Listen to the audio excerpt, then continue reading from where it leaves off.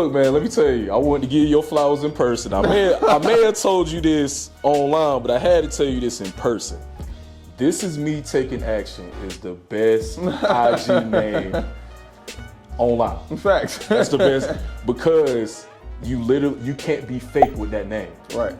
Everybody knows with this type of business right here, it comes with a lot of challenges, Facts. a lot of sacrifices. You're a family man, got wife and kids. Like, you owe it to them and your community, right, and the rest of the investors who are watching you to wake up every morning and take action. Absolutely. So you got the best name, bro. I appreciate it. What made you come up with that name, man? It was actually one of my cash buyers, Adam Spear. So I was still at the dealership at this time, and I'm wholesaling. Mm-hmm. Okay, I'm still wholesaling, and what I would do is when I was still using the disposition website to sell my stuff and all that good stuff. Mm-hmm. But I would have the buyers come into the dealership to drop off their earnest money. Mm-hmm. You know, and so when Adam came in, this is his first time buying a deal from me. We always meet in the service lane, so that way the managers ain't had to see me out there, you know. And he's like, yo, bro, you getting your car, you getting your car changed, your oil changed or something? I was like, nah, bro, I work here full time, you know, and I flip houses on the side. And he was like, bro, you know you don't have to work here, right? I was like, what do you mean? I was like, bro, I love selling cars. I've been selling cars for 5 years, you know. I make $100,000, I'm good, you know. And he's like, bro, well, you're making $8,000 on this one transaction. If you're scared, I can just walk you right on out of here. And so I didn't quit that day, but 2 weeks later, you know, I ended up quitting. But that's what hit me in the face. Like, as I'm walking out the door, This Is Me Taking Action. So I changed my Instagram name from Crown Honda Sales Guy to This Is Me Taking Action. That's dope. That was a good day. That's dope. Bro, he wasn't much older than me. He had 110 properties, and he was like 28 at the time, and I think I was like 25. Nice. Yeah. Nice. Mm-hmm. Nice. Yep. On the way down here, I was just like, man, if I knew about wholesaling in college, I would have dropped out the next day. But it's a part of the journey, though. It was part of my journey, and it's the reason why I'm here today. But man, where'd you go to school? You went to A&T, right? Yeah, from 2010 to 2014. Yo. That's what's up. Yeah, I thought man. so. Yeah, I thought so. Now, why did you go to college? I went to college because that was just the right thing to do at the time. Yeah, honestly. My parents, let me know, like, hey, it's the military or it is it's college. Yeah. And that's what all of my friends was doing back in 2010. We wasn't really talking about military or anything like that. And it's crazy because now I live in a military city, and I just see all the benefits that come with it. Facts. Versus, the negative stuff. Absolutely. But I was like, no to the military. I was like, hey, I'm gonna just go to college just because, it's the thing to do. It's the popular thing to do, right? And I ended up going there, did my thing. I was a student. And absolutely. And it was just the experience. So I went there just because it was just a cool thing to do. Give me 2 things that you use from college right now. 2 things that you learned from college, okay, whether it was in the classroom or in the dorms, that you use right now in life. That I use right now, let's see, it ain't much, man. Mm-hmm. More of the stuff, honestly, is more of the personal things that I got from college versus sitting in front of a professor anyways.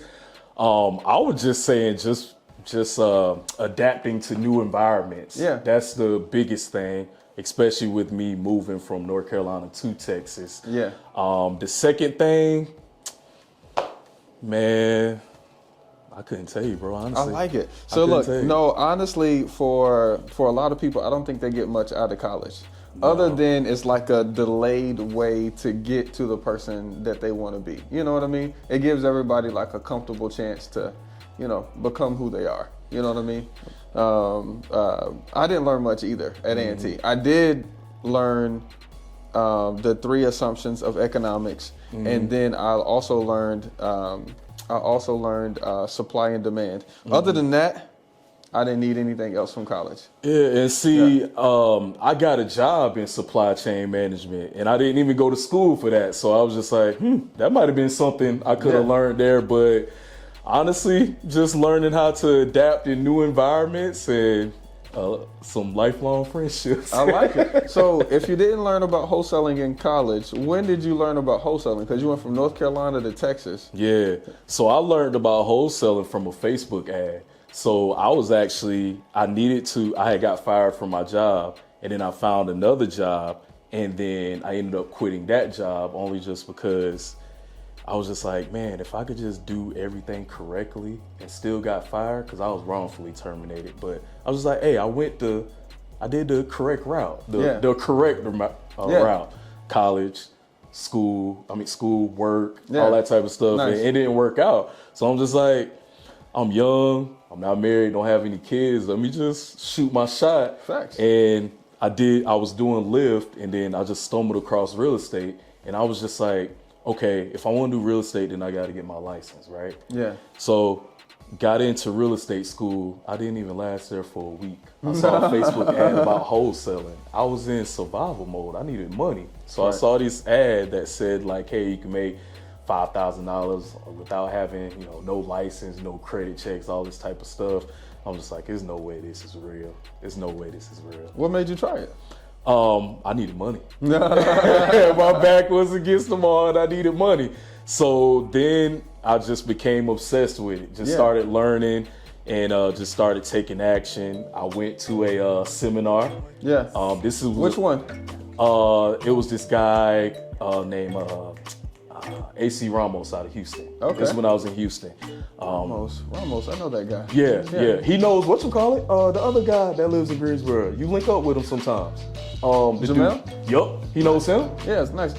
I know that name. I'm pretty sure I've shook hands with him before. I'm trying to put a face to it. He knows Jamel because he came to one of his his little meetups and spokes, and that's I put the things together. Like, okay, he's in Greensboro too. Okay. Yeah. Oh yeah. Yeah.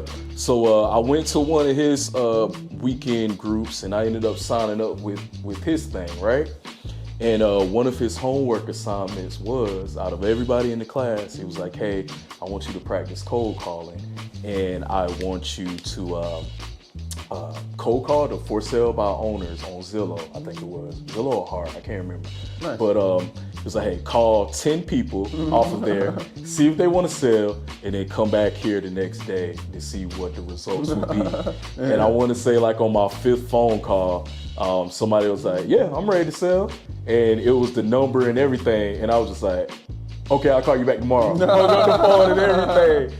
So I went back to his class, right? And that's still like the weekend event. And he was just like, so they can't help you because you didn't sign up for the, for the big ticket thing program, right? And I'm just like, man, I got a deal. He was like, man, that is my side of town. I would love to buy it, but you got to lock it up.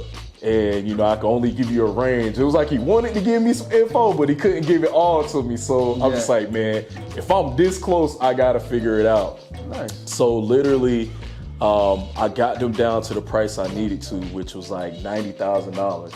It was on Zillow for at 110. Okay. And you talking about I didn't know how to do a contract. I didn't know how to do an assignment contract. I didn't know how to do anything. All I know how to do was just this mouthpiece right here. Facts. He needed to sell like quickly because he was behind on the payments with his hard money loan. Hard money lender was like, he's calling me like, hey, if you got a buyer, like I'm on your side. Please let me know because we need to get this sold. Since my guy couldn't help me from the weekend event, I took it to a New Western agent. Are you familiar with them? Oh yeah, absolutely. Yeah, they've kind of migrated up here. Oh, they are? Okay, awesome. So I knew of a New Western agent out there. I reached out to her and she was like, we've seen this deal before. I don't know if we can move it. I'm like, look, just let me know the number we need to be at and I'll see what I can do. We can work it together. So she ended up sending my seller a contract for $90,000, okay? I signed it over to her for $95,000. Yeah. She sets up all the paperwork and everything, and I thank God to this day because she definitely could have ran off with my deal, but she didn't do it though. She ended up finding a buyer. We did have to get a price reduction.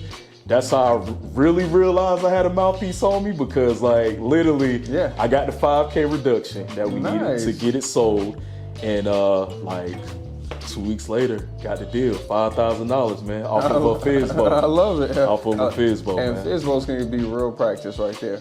Yeah. That is 100% practice. So that's when I was thinking like, that's when I found Max Maxwell's group after that. And Absolutely. started getting into a community with other wholesalers, and I saw everybody else had their niche. And I was just like, you know what, my niche gonna be Fizbos. I failed badly. No, Fizbos is not where it's not. No. Like everybody that I went to, including like different coaches, they was like, Jerry, look, you need to find motivated sellers. You need to pull a list. I'm like, man, I ain't doing that, man. I just made my first $5,000. I went 6 months without my next deal, man. Oh man. 6 months. Oh man, I love it. Now question. I know you said that you needed money, so you was willing to work hard for it. Okay. So I find that a lot of people like will have to go on E to get motivated to change something. Okay. Do you still find that in yourself? Like if you do, I don't know if you've done like a $40 or $50 or $60,000 deal.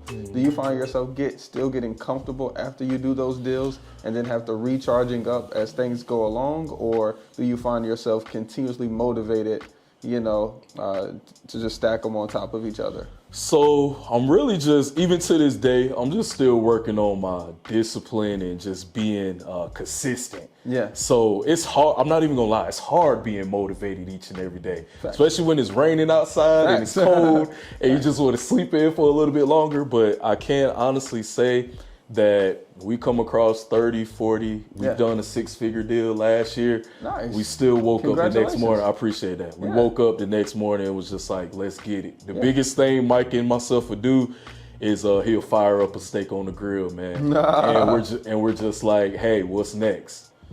But yeah, we pretty much stay down, man. That's one thing, like when it comes to a business partnership, I know you have to like really study your partner and really make sure that you pick the right person. Man, me and Mike ain't do none of that, man. It all just happened, bro. I was gonna ask you, what's the roles and responsibilities of you, and what's the roles and responsibilities of your partner? So I handle all of the financials, dispositions of the properties, raising money, and and transaction coordination. Okay. That's something I like doing. And then he does acquisitions. He's really good at acquisitions, talking with sellers, following up. He does that. Any type of huge deals, like major deals, mainly like that hotel. He handled things of that nature, and that's it. Absolutely, I love it. See, I have a partner too. My partner's my mom. It's a little different though, but it's really not though. It's really like at first when people would tell me that they have partners, I'd be like, nah, I don't like partners. But then I was like, well, technically I have a partner. But my mom, she handles the back end stuff, mortgages, property management, dealing with attorneys, dealing with the property managers, while I handle the deals and raising money. And if you can do me a quick share and just tell me why you feel like you're successful with partners. I'm successful because he shines where I'm not as good at. Facts. And vice versa. And because when we came together and we had to figure out what our roles were, don't get it twisted, A through Z, both of us can do a transaction, right? We could do a wholesale transaction, but it's one of those things like, what is he better than me at? Right. And how we came to that decision was we would both step on each other's toes when it comes to deals of that nature. Yeah. But there was this one deal where he had to follow up with this seller like so many times in order to get that contract. And me being the person that I am, I'll be like, man, I ain't trying to hit that man up like 6 times in a row. Like he just busy or doing something. Mike, he's going to do it. Yeah. He'll have 3 phones and be calling from 3 different numbers, and he's going to call and I'm just like, you know what? That is his role. That is his role.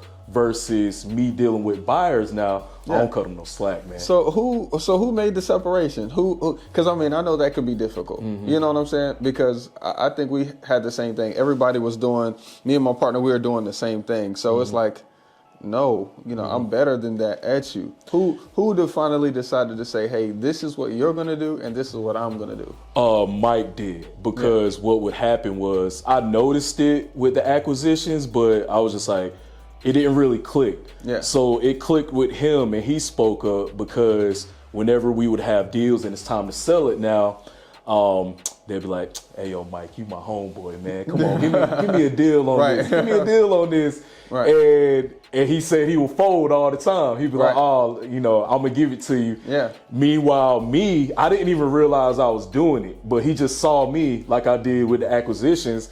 And I'll be like, hey, this deal is for $40,000. Oh, come on, Jerry, it's me, man.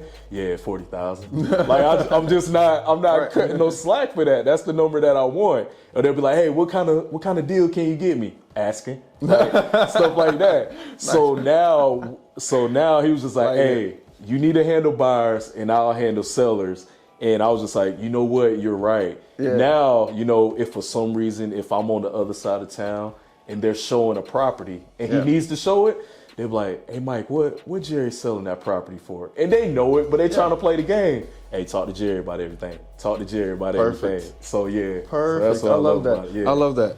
Did you guys get that from a training, at all? Or you guys just got that over we just figured that out because, like, let's be real, buyers be running the game too. Yeah, absolutely. So once we paying for lunches. Exactly. So once we established the roles, I'm like, hey, Mike, I already told John Smith the price. If he asks you the price, ask for Jerry. Hey, what you think Jerry will come down on the price? Yeah. Man, you're gonna have to talk to Jerry. I love it. Yeah. So anything, we sort of like have that number, like anywhere to like we can't make 10 on it, then I'll need to reach out to him and be like, hey, do you think we can get a little lower, or do I need to go with this buyer? So. We're gonna talk about a couple things that's hard real quick, okay? Because inside of wholesaling, I think everybody on the outside looking in, here 10,000, here 15,000, or here 20,000, and they're like, oh wow, that's life changing, okay? But after you get into the business and you're doing deals consistently, it's not as life changing or as amazing as you were to think it were to be. So when you get those deals between you and your partner, how do you guys break down that income to, number one, stay transparent with your relationship so you guys can continue to do business, but then number two, so you can actually grow your business and not just stay, stagnant? Off the rip, 62% of our wholesale deals go back into operating expenses. Facts. So that's off the rip, right? So that's why I said, so that's another reason, that's part two to why we cannot lay off the gas and just take a day off or whatnot, because, it's just me. I got bills to take care of. Right. He got a wife and kids. He got bills to take care of. So off the rip, 62% goes back into the business, man. I like it. And of course, we got to put the 13% aside for the taxes, and then the 21% over to the. I'm surprised the rental properties ain't got rid of that though. No, not yet. Not yet. Or do you think you need a better CPA?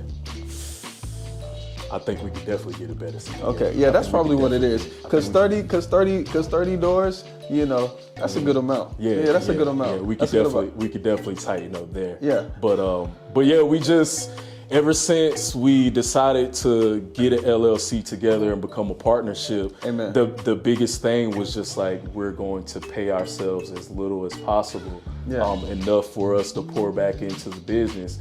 That way, whenever it's time for us to buy a rental or whatever the case may be, we're able to do that. For sure. But just sort of grind it out, and then we'll shine later. Because Absolutely. The people outside looking in, of course, you see everybody who make $20,000 or $100,000 in a quarter, and now they buying a Lamborghini or whatever the case may be. Absolutely. And it's just like me and Mike just sitting on the sidelines, like, man. I mean, not on the sidelines, but we just looking like, bro, that really could be us. But now we need to keep buying houses. When do you think you'll make the see? Because, and just so I don't think that you're doing wrong or anything like that.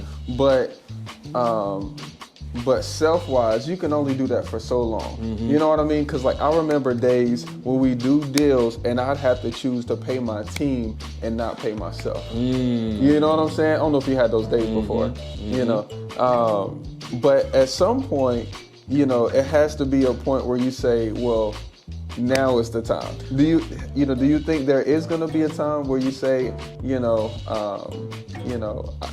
you're paying yourself more, or you're allowing yourself, more freedom, or is it like, hey, grind, and no stop? So we became a partnership in 2020, but we was doing deals for a full year in 2019, and that's when we were just JV everything. So we literally grinded it out for 2 years. I'm talking about like 7 days a week just working. Yeah. I mean, like I said, my man got a whole family, and here I was at his kitchen table, and we just banging out calls, and we making money. Yeah. And I always joke with his wife, like, hey, like, I know I was always at the house a lot, but at least we was making money though. Facts. But literally we did that for like 2 years straight, just grinding nonstop, making money, right? And then all of a sudden, my partner Michael, he stopped answering the phones on Saturdays. Nice. And I'm just like, man, what you got going on? We got deals going on. He was like, hey man, I'm not working on Saturdays. Yeah. He's like, this is my day of prayer, and I want to spend time with the family. Absolutely. Things of that nature. So that's what I'm gonna be doing. You Absolutely. can do what you do, but this is what I'm gonna be doing.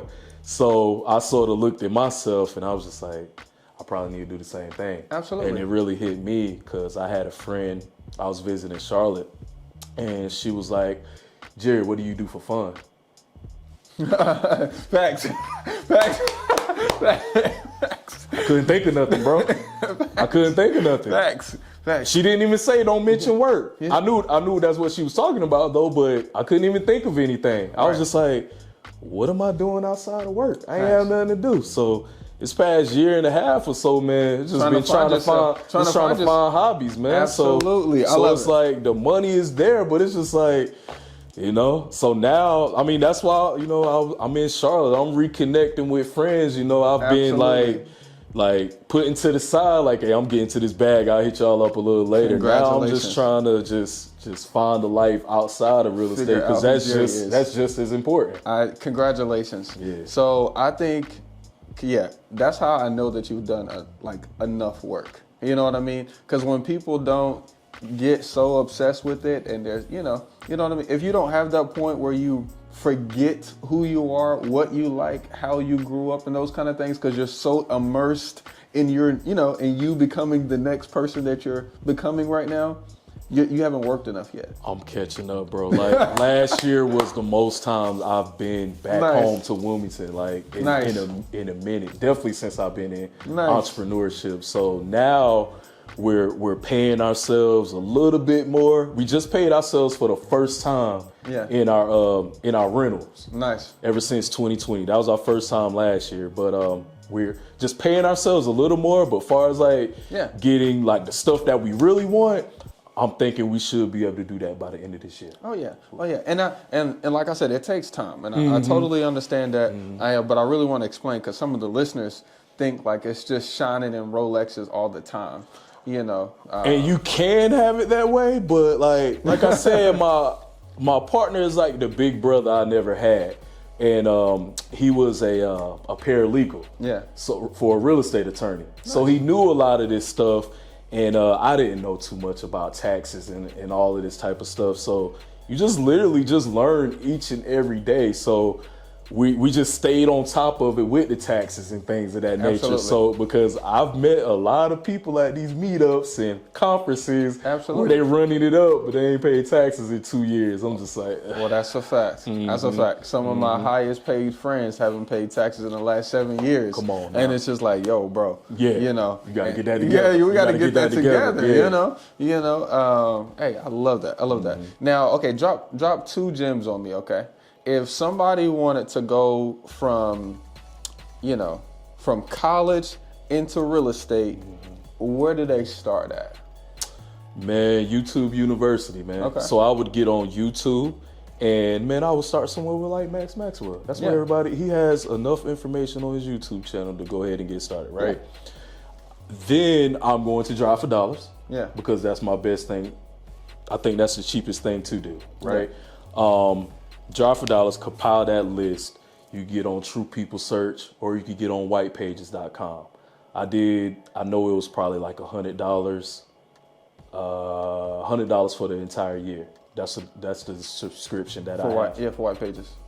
White Pages? Whitepages.com. Yep. Did that.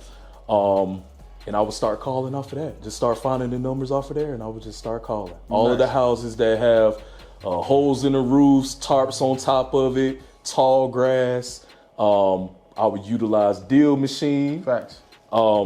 Anybody who is an absentee owner for 10 plus years, they're getting called. Nice. Yeah, I'm reaching out to them. I love see it. If they want to sell. So let's say they start doing those things, right? They start driving for dollars, and they start seeing those houses, right? And then they start talking to people, right? Give me one thing that's gonna come up that might hinder them from moving forward that you can help them overcome right now. Let's see here. How did you get my phone number? Something simple as that. A rebuttal, something simple as that. My thing is I would reply to just being normal as possible. Hey, I was just driving by. I looked up your number. It is, public record. I just wanted to reach out and see if you wanted to sell your house. Just a lot of the rebuttals are the things I think that would keep me, because when I first got started, man, them phone calls that have me depressed, man. Absolutely. You get cursed out over the phones. Absolutely. Does it look like my house is for sale? You have to know how to respond to that and not get rattled. And just stay on the phones and just stick it out. It's like, hey, no, it doesn't have a for sale sign out there, but I'm looking for my next project. And I wanted to see if you would consider a cash offer for your house, and then just sort of go from there. Yeah, I love it. And then the last thing is, if they wanted to take those things, let's say they started driving for dollars, they started talking to people, and they started doing deals, how do they scale up? Because I will say I was pretty impressed with you and your confidence level. I think it was last year when I saw you operating and moving. How did they scale that process? Well, first you got to pour back into the business. That's the biggest thing. Yeah. You got to have the funds for that. So I know we've talked about it before with Profit First. Well, in that book, that's what helped us determine how much of the funds needed to go back into the business. Yeah. You don't need to pay yourself that much. If you want to scale up, you have to put large amount back into the business. Right. Create some SOPs on what that look like, scripts on talking with sellers, and maybe you hire your first VA. If you find that you are missing out on certain deals or certain follow-ups that you need to take care of. Not maybe, that must. You must hire a VA, because as you just move and shake in the business, you're not going to have time to do those follow-up calls, and those follow-up calls is where the money is. Absolutely. So hire somebody, $5, $6, $7, $8 an hour from the Philippines or somewhere like that, and have them do the follow-up calls so you don't miss out on that money. Nice. Yeah, our 2 deals from last week, they've been in the CRM, both of them, for 4 years. And so it ain't nothing but follow up on that. That's what I'm saying. And realistically, you can't generate the list, generate the leads, follow up, raise money, talk to cash buyers, and deal with title issues all at the same time. It's a lot. Right. It's a lot. Yeah, so it's just something. You have to, and you have to be able to trust other people to get the job. I think that's it. Yeah, I think that's it. It's hard to let go. I think that's it. Because I think when I was starting to hire people, it's like, well, the thing is about scaling is like, great, you did it 5, 6, 10, 20 times. Mm-hmm. But then you're having to teach, you gotta find somebody, you gotta teach them, so it's taken away from the production that you could be doing, but costing you money at the same time. 100%. 100%. And so you really have to trust the process. Yep. So I hear a lot of people say like, oh, I had to fire this VA. This VA wasn't this VA wasn't that. Yeah. Like, no, it might have been 9 times out of 10, it was you. Facts. They work for you. They work for you. Yeah, they work for you. So it's really not even them. It's like they worked for Buy Tried Homes, and Buy Tried Homes sucked. 100%. Buy Tried Homes didn't train them. Buy Tried Homes didn't give them any operating procedures. Bachelor Homes didn't give them any software. 100%. You know? So a lot of people, they'll be like, hey, you know, where you got your VAs from? And I'm just like, I could tell you, but like, you gonna say the services is trash because you just hand them a list and just tell them to cold call. You don't give them no type of list, no type of training. Like, man, you're talking about like 6 months straight of just spending a lot of time with them. Like, Mike would spend time with them, I would spend time with them, you know, while he's spending the whole week with them, I'm taking care of all the appointments and things of that nature. And, you know, that was 3 years ago, and it's paying off now. Absolutely. Now they're able to send out contracts. They know what properties we like. They know what number we need to be at. But it took a lot of work to get there. And I think a lot of like people hiring VAs, they want that to happen on day one. It's just like, no, it's not like that. It's not like that at all. You got to put the work in, just like anything else. I love it. Now, you're buying in what cities? Killeen, Texas. In Killeen, Texas. How do people reach out to you if they want to send you a deal or work with you? _J.Pearson on IG or on Facebook, Jerry Pearson, or Real Estate Jerry on TikTok. I'm always dropping some type of content, day in the life, just things that we're just actually doing in the business. Yeah. That's what's up. We didn't wear the same thing on purpose. Great minds think alike. All right. Look, we'll see you on the next one. Peace, y'all. Yeah.